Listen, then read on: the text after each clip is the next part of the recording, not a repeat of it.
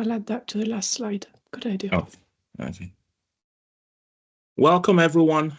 Thanks for being here today, and apologies for dragging you out on, thank God it's Friday day to attend this event, but the event is quite important because it has to do with critical infrastructure, the healthcare sector, and our great UK net zero carbon building standard. So it's the implications of the standard for the healthcare sector and an update on the standard. To do due justice to this important Power Hour event by the Energy Performance Group of CIBSE, we have two distinguished speakers, and I don't use that word lightly in terms of distinguished invited speakers. The first is Dr. Philip Tamuno, and the second is Dr. Julie Godefroy. So Philip will be presenting in relation to the implications of the UK Net Zero Carbon Building Standard for Homerton Healthcare NHS Foundation Trust, while Julie will be presenting on the progress and updates on the UK Net Zero Carbon Building Standard regarding information packs, briefs, and any progress made so far in various sectors, but particularly the healthcare sector. So just a little bit of introduction of the two distinguished invited guests or speakers. Philip is the head of sustainability and net zero at Homerton Healthcare NHS Foundation Trust, while Julie Godefroy is the head of net zero policy at CIBSE.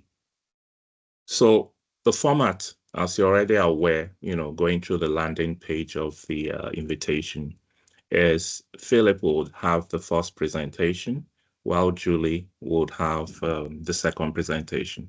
And at the end of their presentations, we'll have a Q&A, question and answer panel session with our two special invited guests answering your questions. So if you have any questions, do please pop them into the chat section. I'm chairing this event. My name is Emeka Efe Osaji, and I happen to humbly be the chair of the CIBSE Energy Performance Group. Alongside, we also have Ebrahim Salehi. He'll be co-moderating the Q&A panel session alongside me. So welcome, everyone. Over to you, Phil, and thank you for being here. Yeah, good evening, all. I know it's at this time of the day and on a Friday. I want to, as much as possible, make it very brief and as painless as possible. Just focus on what we do at Homerton. I think the net zero standard is very important, particularly to public sector organization, because when you have all these changes, the risk is people really look at them. I'll talk about Homerton, but I'll talk a little bit at the end about Newham, which was one of our buildings was affected at Newham because of the net zero standard, particularly as it related to the London strategy. So what I'll do is I'll just go through. I say why are we interested? Everything is linked up because there are lots of changes. Why should net zero be important to the NHS? And how can we make it work? Because most of the time we tend to look at issues in isolation. But what I do at Homerton and all trusts I've worked in is integrated. Because if we don't integrate this strategy, despite the fact they have benefit, they tend to be lost in transition and in translation. So I'll look at what's all about. Why is net zero important to the NHS? And I'll look at our performance. If you look at performance as a trust, and then how can we get there? Because when we start looking at net zero, it's not just building, but how can we integrate buildings to other aspects? So that's just the four aspects I'll look at. And we know there's demand and there is resources. We know energy prices are increasing and the carrying capacity is significantly affected. And it also affects us as NHS because the demand for our services keeps on increasing. So demand for our services keeps on increasing, then we have to start thinking differently. It's not that, okay, yes, we're there for healthcare services and we can just leave every other thing for others and just say we just keep on going. This just shows the trajectory, and most of the changes we have had over the last, let's say the last 15 years. If you look at climate change, is one of the significant areas. So if you look at the impact of climate change in 2009, and then you look at it in 2023, I won't go in depth into this, but it's just the planetary boundaries. It shows that there's an emergency. Sometimes when people say emergency, we just think it's exaggeration. So based on that, there's a need for us to act. One, for adaptation purpose, and two, to reduce our impact on the environment. So that's one of the bases on which we have to act. This just shows it in a nutshell where we are. You can see how significant the climate has impact on Earth. How has it affected healthcare systems? Vulnerable individuals, our infrastructure. If you look at that, infrastructure is significantly affected. In about 3 years ago in 2022, you remember when we had significant heat wave, it affected our operations across most trusts, particularly surgery and other aspects. And that is something we have to start looking at, because climate change is real. So the design of our buildings have to take that into consideration. And then we look at our patient, we look at how significant it will be. So the NHS 10 years plan, that's the other aspect we should be looking at. We know the NHS launched its 10 years plan last year. And as it goes across, it means that we have to keep on adapting the way we deliver healthcare services, becoming more robust and more resilient to these adverse conditions. The other aspect is, why should we be interested? Why is it important to the NHS? It's one of the climate change duties on our public sector organization, as well as the NHS. The Health and Care Act came into force in 2022. Most of these are recent, and the NHS also have a net zero target, which is quite daunting. 10 years before the UK gets to net zero target, a direct emission by 2040. You look at our performance, and I think that also is consistent with most NHS trusts, which means there's demand, there's a need for us to do more. And then the areas we influence, which are mostly our supply chain by 2045. It means we have to adapt, not just look at what others are doing, but ensure we respond effectively to this environmental emergency. And we shouldn't respond to it alone. So when CIBSE and other government body sets those standards, the question is, how can we optimize it? What are the opportunities that are out there that we have to get right? So the next thing I'll look at after looking at those drivers is, what does it look like net zero to the NHS? I know what we'll be focused on will just be scope 1 and scope 2 within this presentation, but we can look at that in isolation of the wider dimension, because the building you have is where you have to store your medication, isn't it? Your food and catering. If your building is not robust, if your estate strategy and your catering services strategy is not effective, your construction is not done properly, you can see how that integrates. So despite the fact we have scope 1, scope 2, and scope 3, which I won't go in depth in, it means that every aspect is linked. So all aspects within the NHS net zero target are interlinked. And for us to get there, we have to start thinking smarter. So one approach that may be suitable for one trust may not be suitable for another. I won't want to go into details. I'll just go straight into what a carbon footprint looks like. A baseline year 2018-19, you can see how it is. So you look at the main aspect, which is decarbonization, natural gas, you had that to electricity, you're looking at less than 20%. Wow. And you say, my God, that's not important. Let's just forget about building. But if we forget about building, it indirectly or directly influences our procurement. It affects waste, it affects other aspects, it also affects our transportation. So it's very important we start looking at it holistically, not just focus on those aspects. Look at the CIBSE standard that Julie will be talking about, and look at how we can effectively integrate it rather than see it as just one aspect. So that just gives us an overview. So that's Homerton carbon footprint at 2018-19. How have we done over the years? You can see how it has gone. My God, it has increased significantly by close to 12-13% increase from our baseline year. And the question is, Philip, why is it that you guys have not improved? I think the main thing is the quality of data improves as we go on, particularly our procurement data.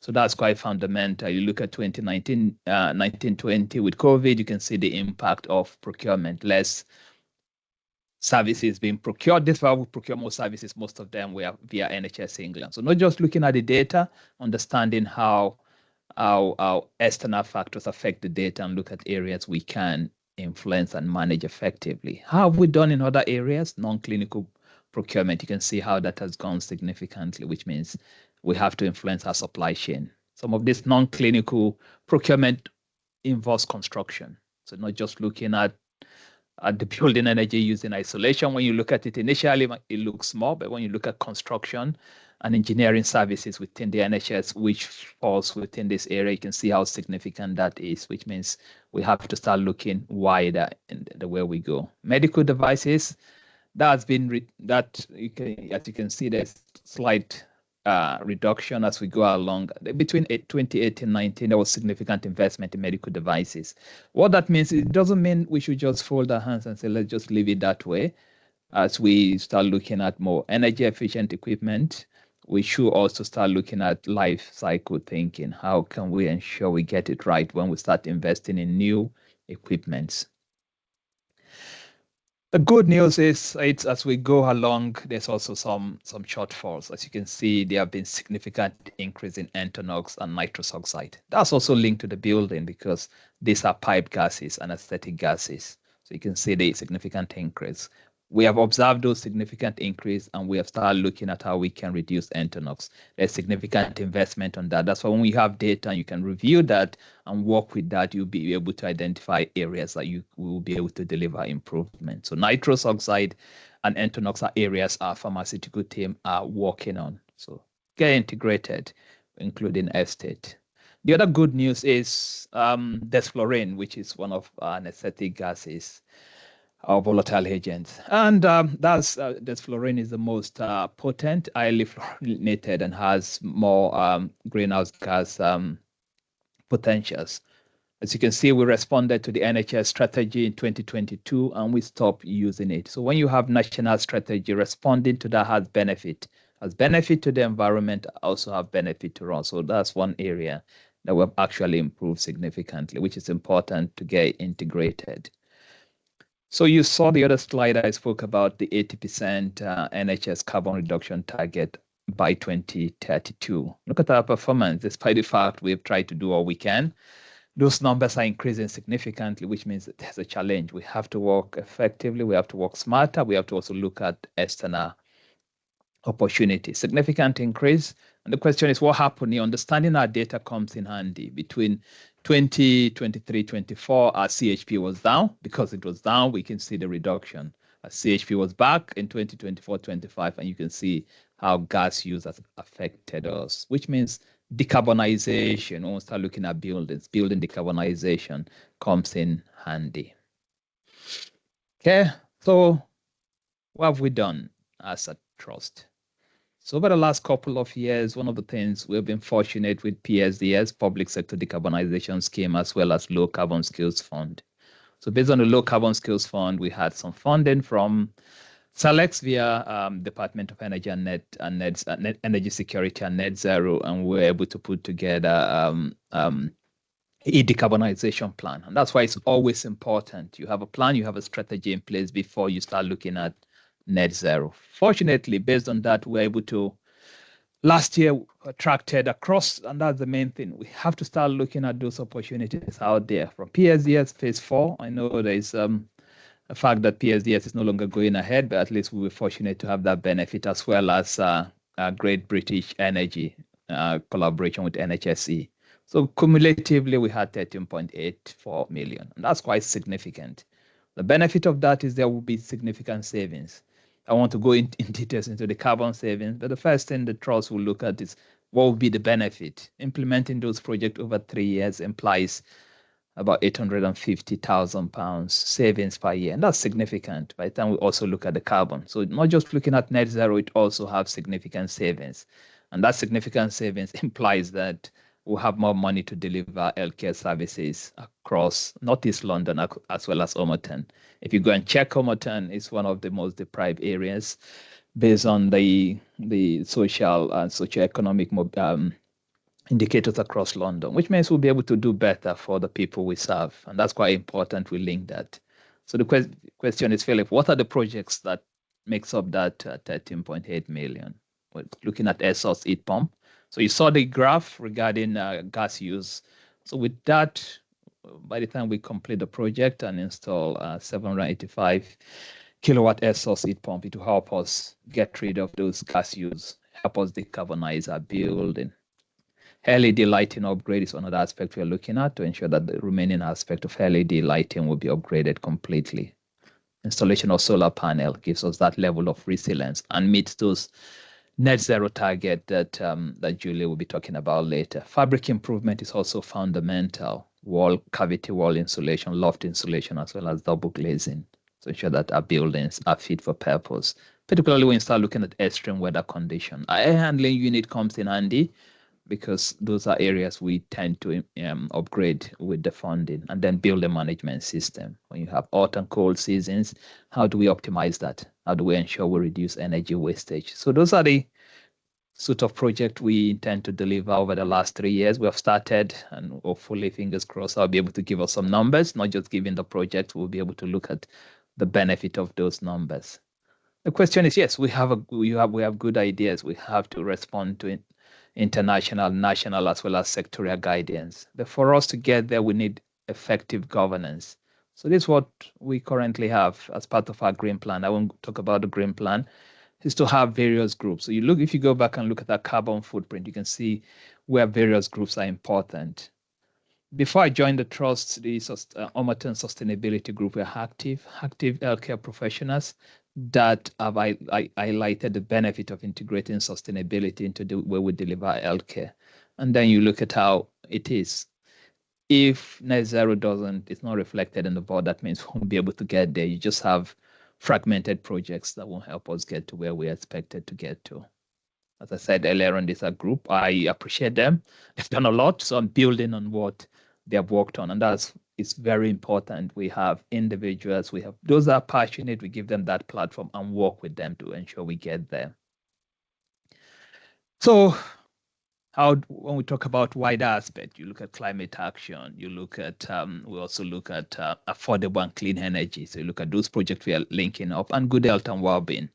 So despite the focus is on the building, we have to understand that making it wider, integrating it to wider dimension, ensuring that our colleagues across the health sector say, oh my God, net zero we're talking about is also linked to good health and well-being.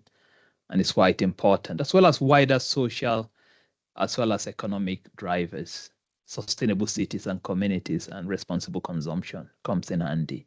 So it's for us to integrate those aspects appropriately and effectively.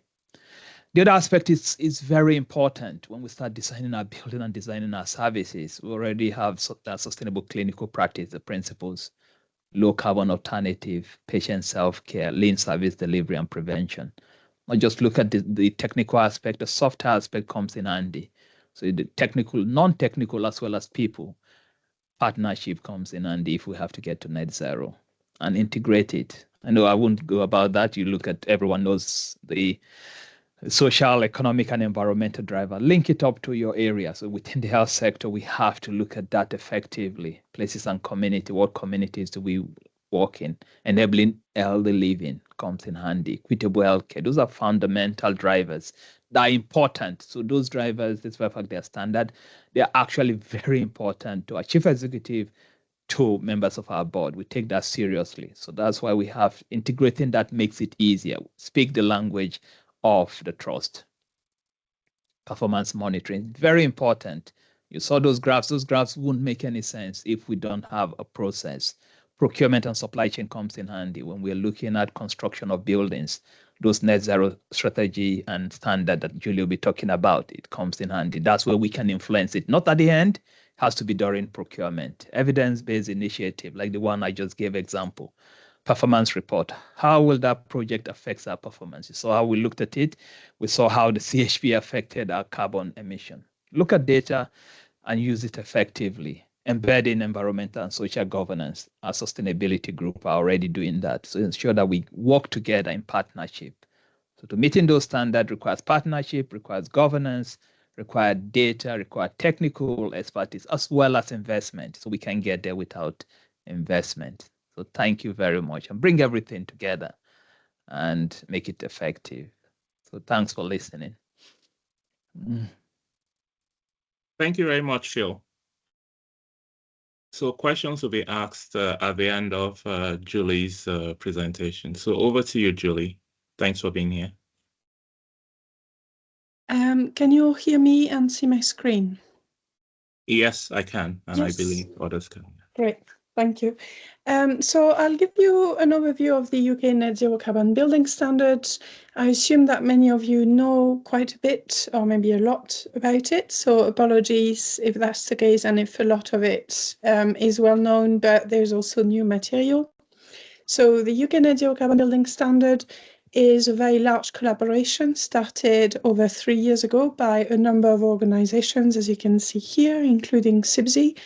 CIBSE was one of the founding members, and it was very much in response to strong industry feedback that we needed a standard for what net zero carbon mean for buildings, but also that it needed to be collaborative, because the last thing people wanted was different organizations like CIBSE, the BRE, the GBC, etc., all creating individual standards. So it's quite a large collective who have been working together for a number of years. It's a rule book defining what net zero carbon building means. It covers the very large majority of sectors in the built environment. We do not cover infrastructure. And there's a few small sectors like prisons, for example, that we do not yet cover. But we really cover the very large majority of building sectors. We cover whole life carbon, including energy use, leading to operational carbon.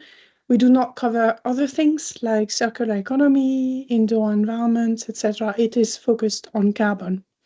And it is a science-led standard. I'll tell you a little bit more about what that means, but basically it's been developed in order for the built environment to stay in line with the UK's net zero carbon budgets to 2050, to stay on a 1.5 degree trajectory. As I've said, the standard covers the large majority of sectors, including healthcare. So we have principles that apply throughout, but obviously the details of the limits and the details of the numerical requirements vary across sectors, and we have dedicated requirements for the healthcare sector, which I'll take you through. The standard applies to a building at any stage in operation, so it can be new, it can be existing without any work, it can be a building that has just gone through a refit or a retrofit, and we also have rules basically for mixed types, so mixed use, mixed new and existing, etc. It's not just a standard for new building. I want that to be absolutely clear. At the moment, what we have is a pilot version, which was issued late 2024. And what we mean by pilot is that since its issue, we've been going through a very large exercise of gathering feedback. We are nearing the end of this exercise now. So we're really we closed our survey, we're about to finish our open feedback period and moving on to the production of version 1. But basically in the pilot version, you have all the requirements as we saw them at the time. What we did not yet have is the verification process and the verification body associated with it and rules around communication. So in addition to developing V1, taking account of all the feedback, we have been engaging with potential verification bodies, etc. And you should be getting news quite soon about all of this. How it's been developed is really extremely collaborative. You've seen that we have a number of organizations involved, but we've also had hundreds, if not thousands, of volunteers, individuals and organizations. We had sector groups, which were populated by volunteers, including one sector group for healthcare. We had lots of people who contributed data, models. We also had task groups on energy use, embodied carbon, stock modeling, etc. Plus administration support, com support, etc. So really, I'm sure many of you in the audience today contributed. Thank you very much. I know it's a lot of work sometimes, and it's a long period of volunteering, so thank you. As I've said, we started about 3 years ago, and we've had various stages of consultation, sometimes completely open. So, for example, we had a technical update and consultation in the summer 2023, which was completely open. And we are now in the pilot period, and we've been in it for nearly a year now. In addition, we've had lots of more internal consultations with hundreds of volunteers in the sector groups and task groups. So it really is a very iterative and hopefully engaging process for all of you. The standard is only good, as good as what industry puts in it. So it also means this is why it might be slower than what people wanted at the start, but I genuinely think that the result is better. Why we say it is science-led, it's because, to our knowledge, it's still the only major initiative that has taken this approach around net zero, is that it's informed both by what we called the bottom-up analysis. So our analysis of the performance that can be achieved by buildings in energy and embodied carbon, but also our analysis of what the built environment in the UK needs to do between now and 2050 to stay within the budget, and that's what we call top-down. So we basically have a stock model with scenarios for its potential evolution. And within this stock, we've positioned best practice, and we've positioned the approach to retrofit that the overall building stock needs to do, and that has informed where the net zero carbon building standard limits are. There's reports available on our website if you are interested in the detail. What I would say is these are reports about the work that informed the pilot version. So the best I would say is wait until the report that informed V1, but do engage with our website if you want to know more about how we developed everything. Where we got to and what you have in the pilot version is a set of requirements that you can see here, and they apply to all the sectors, including healthcare. So we have on the left-hand side requirements, and we see these are as essentially the components for whole life carbon net zero.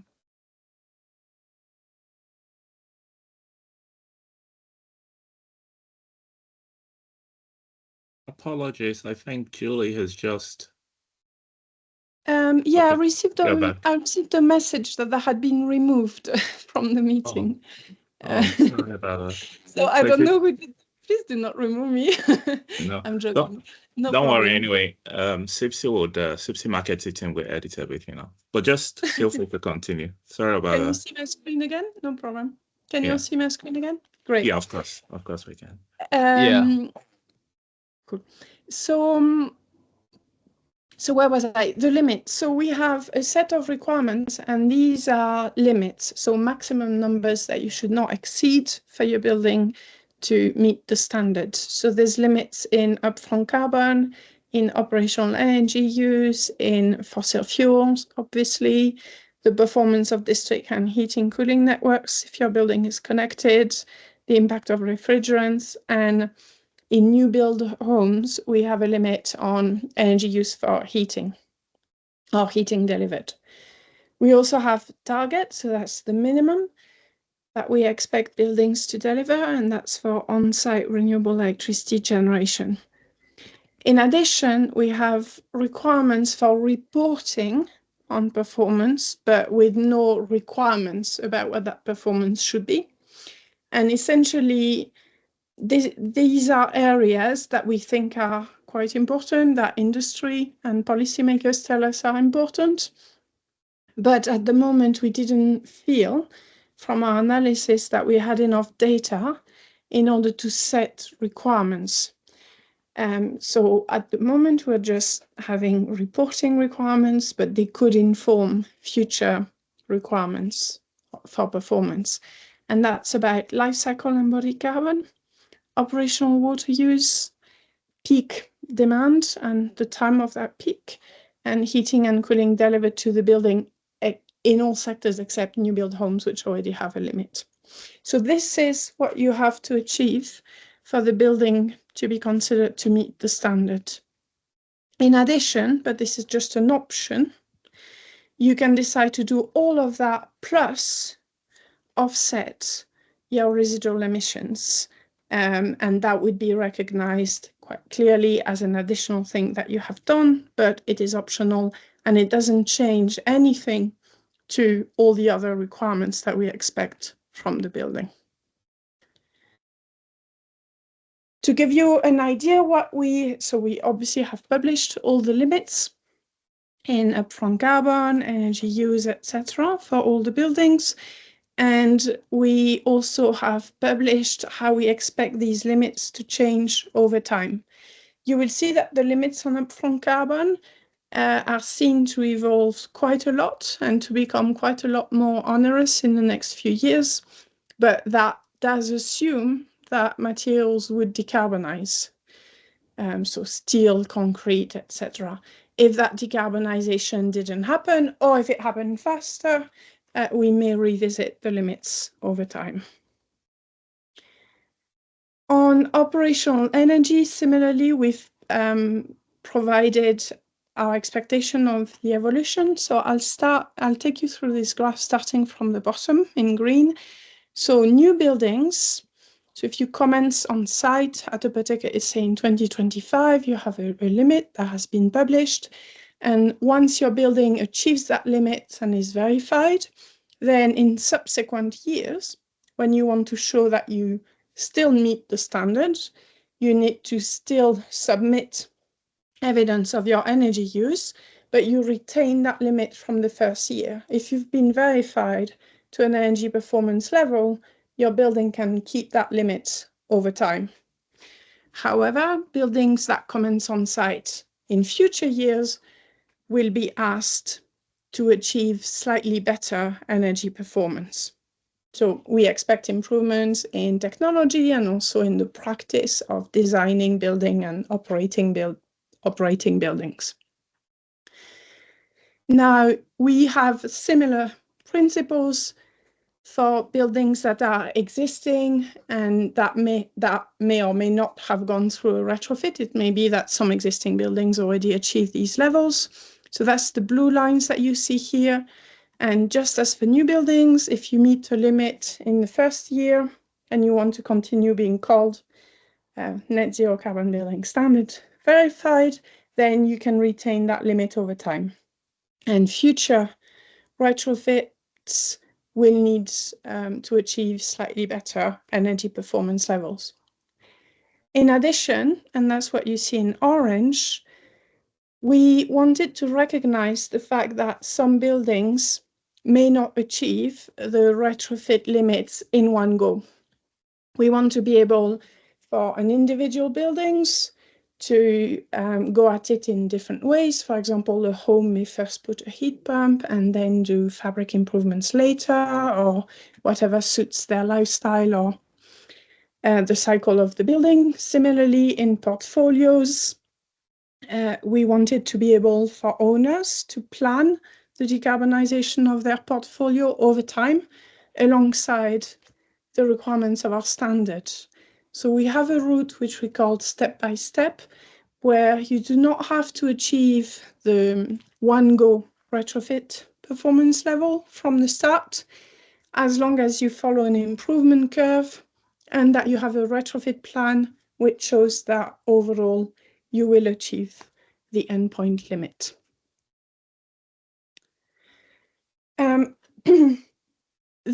In addition, so as I've said, we're in this is a pilot. We're at the moment still just about in the pilot testing phase. In addition to all the industry feedback exercises that we've gone through, we have been working on verification, as I've said. So we've had a tender and we're in the process of appointing our first verification body. Do stay tuned for the news. And we have been working on two major pieces of work that we heard the industry very much wanted in order for the standard to work for them. One is what we call delineation.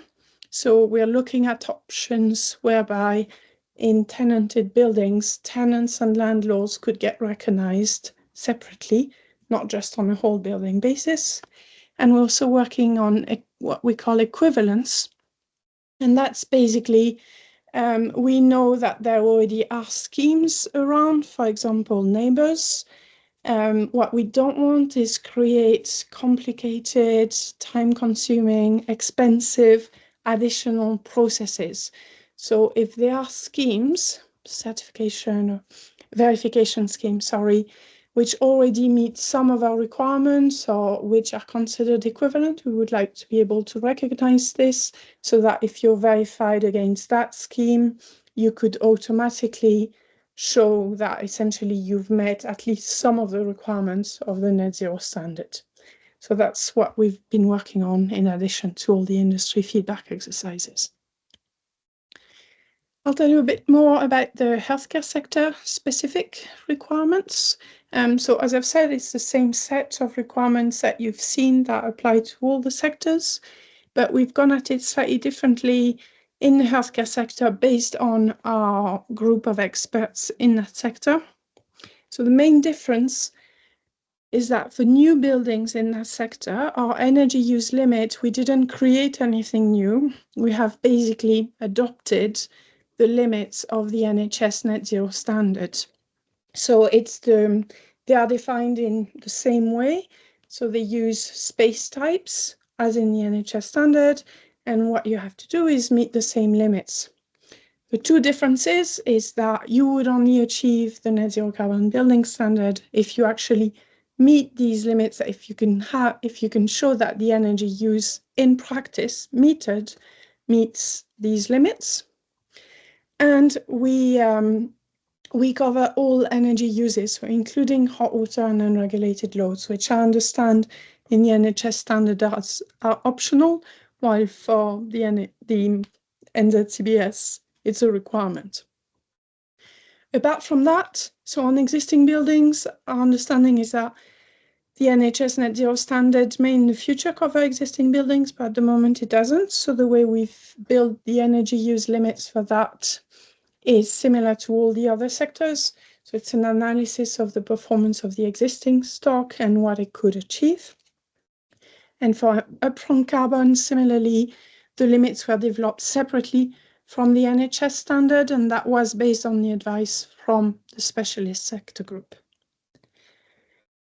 We have a diagram as well, which explains a little bit more what I've just said, but basically we're following the space types. We include domestic hot water and unregulated loads. You have to meet these limits in use. What we do not require, because we are standard focused on outcomes, is individual design measures. So we do not have individual requirements on particular efficiencies of equipment, etc. How you achieve the limits is up to you. Very briefly on the pilot, just so you have an update a little bit on where we are. So the pilot period included both an online survey to which anyone could reply, as well as a more formal pilot, where we received more than 200 participants, and they've gone through a much more extensive phase, which provided us with a huge amount of feedback on usability, clarity, market preparedness, and just any other type of feedback that people wanted to give us. We started formally in March after 2 months of planning the pilot. We've had lots of workshops, webinars, and peer-to-peer groups to collate all that feedback. And we are now in the final phase of analyzing all the feedback. So in the autumn, we expect to publish our results. Again, stay tuned if you want to see what people have said overall and in each sector and how we might respond to some of this feedback. We've had participants from all sectors, not a huge amount in healthcare, as you can see, but we did have 3 of them, new build. And generally speaking, across the pilot program, they came from every stage of the building cycle, new build, existing, etc. They were spread across the country, which we're very happy about. We didn't want just a London-centric standard. And just an overview here, it's a tiny snapshot of what people have asked us. It's quite interesting for us because we could see particularly that some things that we thought were clear actually had been missed by many people. For example, there were a lot of questions about renewables. People hadn't necessarily realized all the flexibility clauses that we have if you cannot meet the renewable energy provision. There were a lot of questions about mixed-use buildings. So again, we're working to clarify some of the guidance that we have. And lots and lots of feedbacks about the wording or the clarity of the requirements, etc. So I expect big news on what we will do to some of the feedback. If we don't incorporate some of it, we will justify why it's not, but we're spending quite a lot of time trying to listen to all of you and incorporate it into as good a standard as we can. So thank you very much for listening. I'm keen to hear your questions and feedback. Thank you for Emeka to remind me that actually I should be advertising the CIBSE conference coming in November about the net zero carbon building standard. You will hear obviously an update and much more detail about all of that pilot feedback, because by then we should have finished our analysis. And you will also hear from some of the pilot participants who will be speaking at the event. Thank you very much. Thank you very much, Julie, and very nice for the plug. And thanks also, Phil. So over to our attendees. Please field your questions. I've selfishly put up my own question, just in case. No, that's very nice question, Emeka. I like it. That's why I said selfishly. No. So Ebrahim is helping to moderate the questions. So Ebrahim can go ahead to put the questions to Phil and or Julie. I think everything was clear for everyone as far as we have not received just one question from you, Emeka.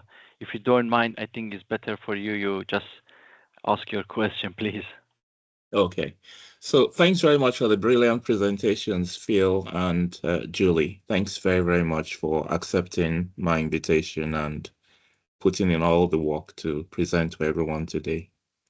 So my question basically is the healthcare sector, again, bearing in mind the context of it being critical infrastructure or critical within the built environment sector, is it more challenging in its quest towards achieving our net zero target compared to other sectors?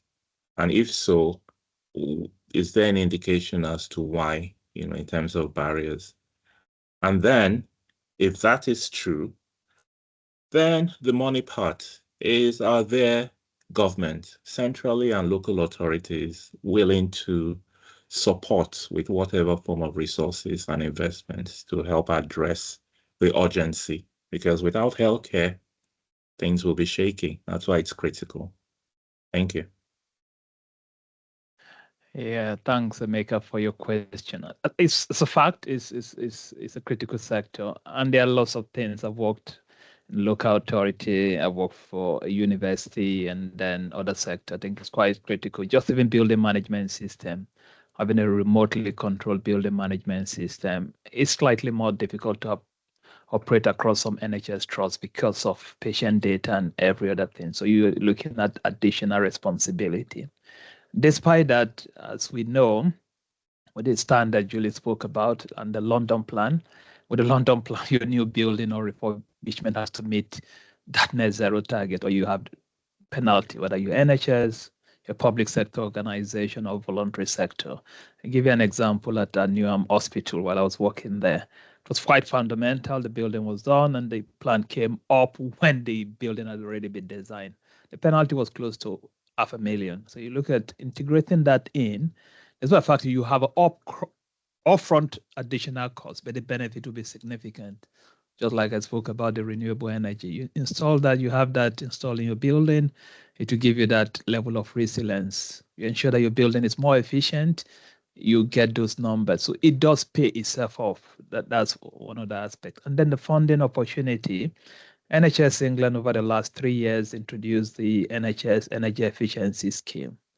So the scheme covers LED and renewable energy. And some trusts have benefited, like that number I have there with the Great British Energy of 1.4 million. It's linked to that. So it's for us to explore those opportunities. But for us to explore those opportunities, we need data. We need the information so that when we make the case will be effective. Because the NHS energy efficiency scheme is based on the payback. So if your project is not as effective and efficient as possible, then it makes the cost very expensive. So the more robust your project are, the more tighter your cost will be. And then the other option of getting around that is you contribute your fund. Take, for example, a project, maybe £2 million. You can decide to contribute 500,000, but the argument is a savings from it. I think that's quite fundamental. And then you have PSDS. I know that has been scrapped currently, but it's to also explore that, as well as partnership. I think partnership with the private sector also works. And it depends on what level of partnership you have in place to ensure you optimize that wherever you have those opportunities. Not just, my advice is explore all possible opportunities. It wouldn't be excluded because the impact on climate change affects everyone. So everyone's okay, you expect the NHS, no way, it affects everyone. It affects our operation, it affects our patient. So we have to lead. That's why the NHS net zero target is for 2040. So it's demanding, it's tough, it's very tough. Some of our assets are very, very old, very old and difficult to upgrade. And the new hospital scheme that some trust had in mind that will help significantly when that was shelved, I know has significant impact. But partnership, engage with the private sector, engage with your existing partners and others within the sector, as well as invest. You can also invest internally, invest to save, but you have to make the case. The last part of my presentation, you have to make the case. It may not be millions of pounds, it may be 500,000 there, 200,000 there. It will be a gradual process rather than just say, no, I don't want to do the big thing, so I'll end up doing nothing. So like the water issue, Julie spoke about the embedded carbon. You look at, there are lots of opportunities we can explore in a more cost-effective manner. So it's challenging, Emeka, but I think it's a good thing to do. It's worth it. Thank you very much, Phil. Excuse me, sorry for interrupting, but we don't seem to be able to ask any questions. Sorry, it was my plan. I saw you raise your hand. Go on, Paul. No problem. Ask your question, please. Right, okay. What it is, it's to Julie, actually. It's about the net zero standard. I obviously work for a very small consultancy, and obviously we know about costs for, complying with BREEAM and all the rest of it. And it seems to be cost prohibitive and discriminates against smaller projects. Is there anything you can do to actually alleviate the standards for smaller projects to make it more palatable in terms of embracing it and actually complying with it? Thank you. Thank you. So there are a few things I can say, a few that I can't. But so first of all, this, as I've said, the standard focuses on outcomes.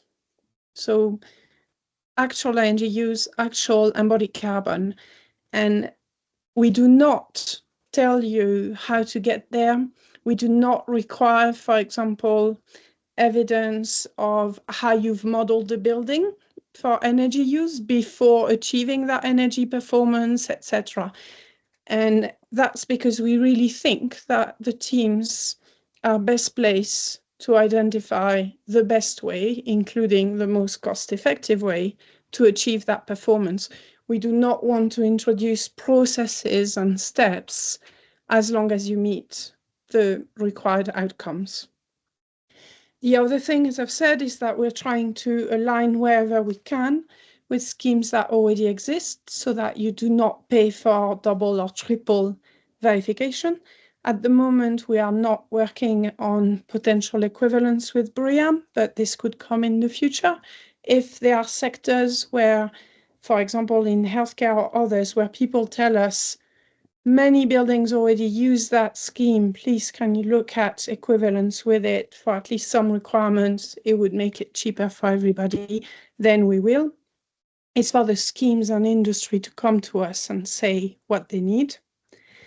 The third, specifically on small projects, all I can say at the moment is that this is feedback we have heard quite a lot during this pilot period.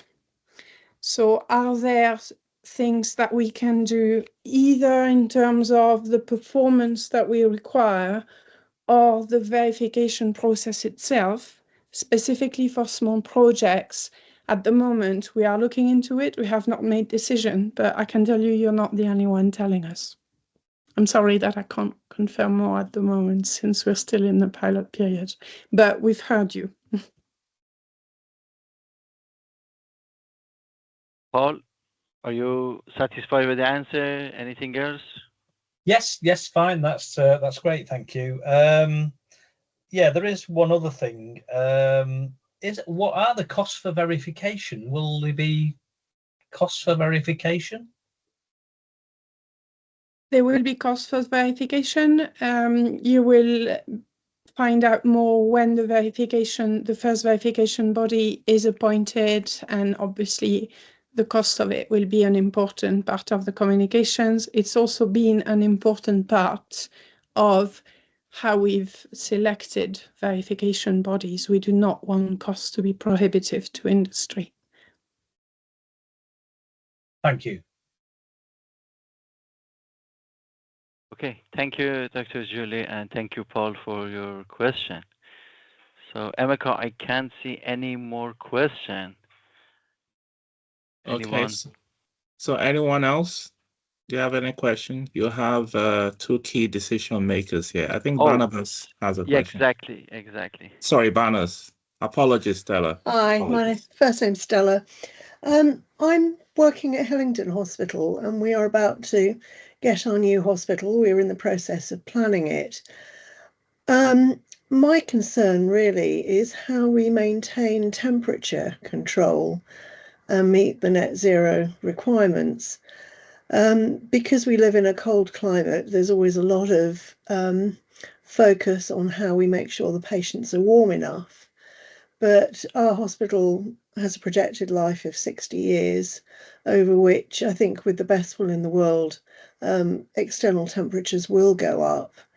And it looks as though the building of the new hospital will be modular, so we will have our modules slotted into place on site, and the windows will not be openable. Do you have any thoughts about how to achieve net zero in the face of rising external temperatures and the constraints that we have on the buildings that we're getting? Phil, do you want to jump in or should I start? Okay, let me just have a short one. I think the main thing is decarbonization is the first thing. BMS comes in handy so that you have control. BMS, from my own point of view, doesn't have to be standard depending on what you have. There are some buildings that may not be integrated. If you can have building level and ensure we get that right. Some buildings may be difficult to decarbonize, but it's just to do it on a building by building basis. I know the NHS priority is not to pay for offset, which I believe we shouldn't be doing for now, but it's as much as possible to look at the opportunity and look at the gaps. And if we identify the gaps, the benefit of that is whenever there are any funding, I don't want to preempt that, we will be ready with our case and say, look, this is what we will have been able to do if the technology can do A, B, and C. So having that level will significantly help. There will always be gap with the NHS. We can't. It's very when we had the 2040 targets. My God, that is really, really tough. It will be difficult to achieve because of the buildings we have. Will still be there by 2040, except we have all new hospital. And congratulations for your new hospital. I know. We the are one very we're meant to have pleased. in Thank you. Sorry, the one can I we're just supposed to have in Wilkes Cross was full of. Yeah, can I just jump in with a follow-up? Stella, you seem to be associated with the Hillingdon NHS Trust, right? That's right, yeah. And Phil, has there been any sort of collaboration as a body between NHS Trust to make a case for increased investment or concerns like that which Stella has raised? Because I feel the case will be stronger with the NHS Trust actually being collaborative or having that collaborative umbrella. Thank you. I think NHS England, the team, have done so well. I'm pleased to say that I think they introduced the NHS Energy Efficiency Fund, and most trusts have benefited. And what they've done is they ensure that the fund goes around. I know it's a token, but it has made a lot of difference because it's a general fund. So that's what the national team does. And across areas, when I was working across two trusts, there was also opportunity to work across two trusts, but it's always very difficult because of the governance and the system in place. The partnership is always there, and we always listen to each other. If you have a contractor that's done a good job regarding A, B, and C, we tend to work together to, if Hillingdon has done it, and just even if during a meeting, and so this is what I want to do, like BMS that Stella raised. If another trust has done something similar that's been successful with that age of building, then we tend to explore and learn from each other. But the national body tends to provide that level of engagement with government for additional funds. I think Keith has had his hand. If you answer, follow up with Stella's and Kate's also, if Kate asks his. Thank you. Sure. Thank you. Well, thank you. Well, firstly, I think it was superb presentations, Philip and Julie. Thank you. My question's aimed at Philip, if you could please, and it's just really an overview of the calculation method that you use for your Scope 3 emissions, if you could, and what you think about it as well, if possible. Yeah. Okay. So for Scope 3, I used cost as an indicator and use the various components that makes that up. So what I decided to do was, okay, take for example, if it's medical devices, what makes that up? What are typical medical devices? And then use cost and use comparable carbon values.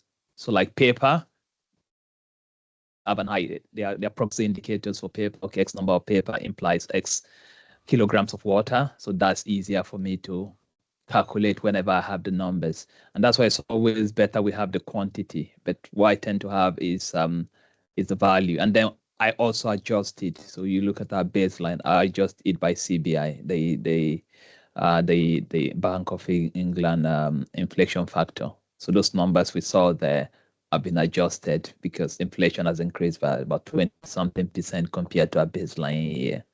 So ensure that we're measuring like for like. But the best option is having the unit rather than the cost. If we have X number of laptops, that's where I want us to get to. X number of laptops from, let's say, Dell. So we can easily get an idea directly from them rather than use the total cost for laptops. So that's the best way forward. But for now, is the costs as an indicator. So look at the cost and then group as many indicators, factors together. I know some organizations are using AI to capture the data right from what you have, break down the data and say, okay, this is from this company, and then let's have an idea of the carbon footprint and do it the other way around. That would have been better, but we need engagement with our finance team as well as procurement. So it's still early days. So I use this cost and Bank of England inflation adjusted factors. That's good. Thanks, Philip. Appreciate that. Thank you. Thank you. Okay, I can't see any other question. Just thank you, everyone. I think Julie wants to come in. I think there's some responses Julie wants to come in for. Yes, please. Yes, thank you. I thought I would be able to come in earlier. Thank you. Yes, what I would say, Stella, as well, is that, first of all, what you've raised, for example, the particular temperature requirements, etc., All of this is very specific, and it's precisely why, as the Net Zero Standard, we didn't want to reinvent the wheel, because I was at least remotely involved when the limits for the NHS standard were created, and I know there was a lot of energy modeling behind, which absolutely took account of the requirements of indoor conditions. What I would add is that as CIBSE, not the standard, but as CIBSE, we do have guidance on energy modeling for performance, and scenario testing, including future climates, is definitely part of it. Right. But there shouldn't be a fundamental reason why with future climates you wouldn't be able to meet the energy limits. But some testing of future climates as well as occupancy patterns, etc., is definitely recommended. Sure. Thank you, Philip. And also, Julie, you could also add, there's been weather data also made available via CIBSE, so which supports the scenario testing. Thank you. Over to you, Salehi, Ebrahim. Thank you again, everyone. I think that was the last question. Also, we passed 7 p.m. and thank you again, everyone. And if you have any question, please send it to us. We will catch up with our lovely presenter and they will back to you. So, Emeka, do you want to closing anything else? Dr. Julie and Dr. Philip, do you want to have anything add at the end, please? Come on, you've talked so well, both of you. We could have you on for the next 2 hours. I think none from me, but it's just the advice is buildings. If you have patients that are cancer, and the internal temperature varies from building to building, so we just have to take that into consideration. That's why some buildings are very difficult to eat those numbers. So that's why for hospitals, I don't use benchmark, because that local knowledge is helpful. Yeah, and also to support what Stella was saying, I'll just give if I'm allowed to, from my own personal experience. So I have multiple underlying health conditions which necessitate me to be summoned for MRIs at Queen Elizabeth Hospital in Birmingham. So there's the old QE and then the new QE. In the old QE, the cancer center, for some reason, and this is why, again, bespoke understanding of each healthcare sector, built environment, etc., is important, because we then talk about, when it comes to temperature control, whether it's centralized or decentralized. As an outsider coming in as an outpatient, I assumed what I met in the cancer center was a sort of centralized heating control, because it was boiling hot regularly when I come in there, boiling hot, and hardly any openable windows, even whether it's a modular construction or otherwise, hardly any openable windows. And then those who have underlying health conditions, and even the local authority, including during COVID, remind you of that, have certain sensitivities and vulnerabilities. So even being in that closed space with restricted ventilation, you begin to smell everything there is to smell, even the cleaning substances, which is not encouraging for people who have such So there was a time I wrote a paper where I said you could have in or outpatients, but even the facilities themselves, if we're not careful, could be in need of some diagnostics and treatments, because again, ultimately, it's not a work of art or a sculpted work. All these built environments are catering to not just occupants, but vulnerable occupants. So how we can find a way, and it will have to be, that's why I talked about collaborative, if it at all it could exist. And Phil and Julia have talked about it, the feedback loop, as well as learning lessons. It will be very, very important to help us towards 2040 and 2050, because that cross-sectional learning has to occur at rapid pace it really does. Thank you. So anything from you, Julie and Phil? Thank you very And much. from me. Nothing to add. Thank you. Thank you. Okay. Thank you very much, our Thank you. distinguished invited guest, Julie and Phil. And thank you for everyone that has attended today. And thank you also for the great feedback, which says both of the presentations were great. The question and answers, especially the answers from Julie and Phil, have also been great and helpful. Thank you for making this a very interesting and beneficial session. And don't forget the UK Net Zero Carbon Building Standard event in November. And please do keep supporting the NHS Trust, represented here by Stella and Phil, and CIBSE's Net Zero contributions, which are truly great. Thank you very much, everyone. Have a great day and a great weekend. Bye-bye. Okay. Thank you all. Bye. Take care, Thank you for the everyone. Have a good invitation. evening. Yeah. Thank you. Bye. You too. Bye. Bye.